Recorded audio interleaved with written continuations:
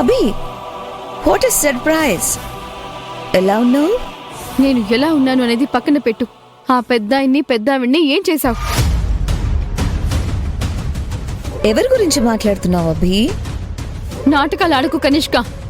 నీ మీద police case పెట్టారని, నిన్ను జైలుకి పంపించారని ఆ పెద్దాయన మీద పెద్దావిడ మీద కక్ష కట్టావు కదూ?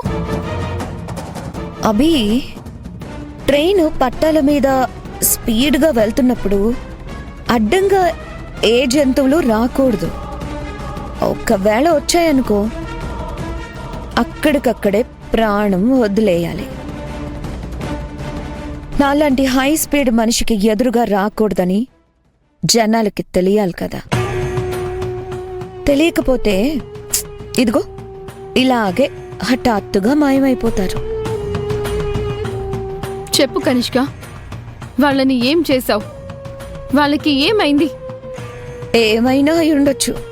బహుశా పైకే పోయిండొచ్చు. కనిష్క,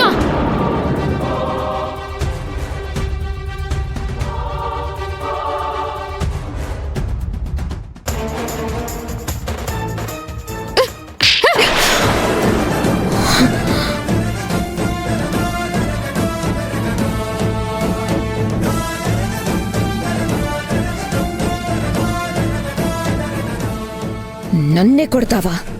కొట్టడం కాదు, గొయ్యి తీసి గోతిలో పెడతాను. ఇప్పటి వరకు నువ్వు చేసిన తప్పులు సరిపోలేదా? ఇంకా పాపాలు మూట కట్టుకుంటూనే ఉంటావా? ఆ పెద్దాయన పెద్దావిడ ఎంతో కష్టపడి ఒక స్థలం సంపాదించుకుంటే ఆ స్థలాన్ని కూడా నువ్వు లాక్కున్నావు. ఎందుకు అని ప్రశ్నించినందుకు వాళ్ళని కొట్టించావు. కేసు పెట్టినందుకు ఇప్పుడు వాళ్ళని కనిపించకుండా చేశావు. వాళ్ళకేమైనా అయిందని తెలియాలి. నిన్ను చంపి పారేస్తాను.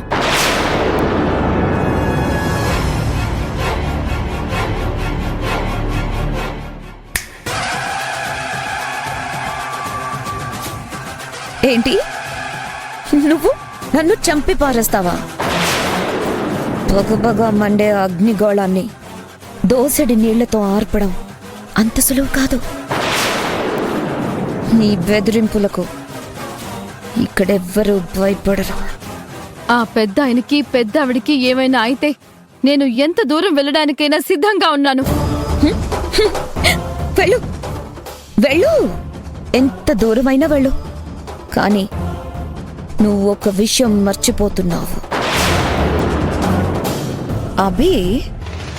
నువ్వు నన్ను జైలుకు పంపించినందుకే నువ్వు నీ ఇంటి గడప దాటి వాకిట్లోకొచ్చేలా చేశాను.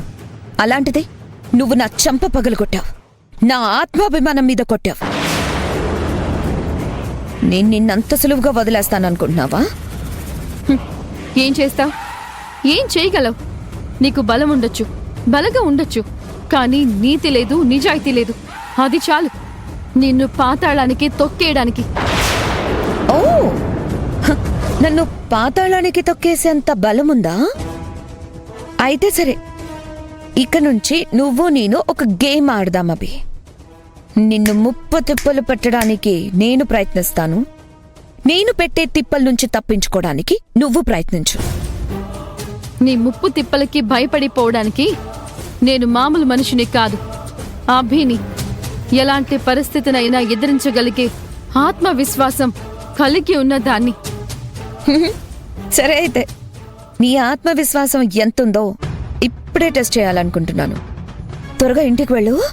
నువ్వు వెళ్లేసరికి నీ ఇంట్లో ఒక గందరగోళం జరుగుతుంది, ఒక ఉపద్రవం ఎదురవ్వబోతుంది. దాని నుంచి నీ కుటుంబాన్ని నువ్వే రక్షించుకోవాలి. మరి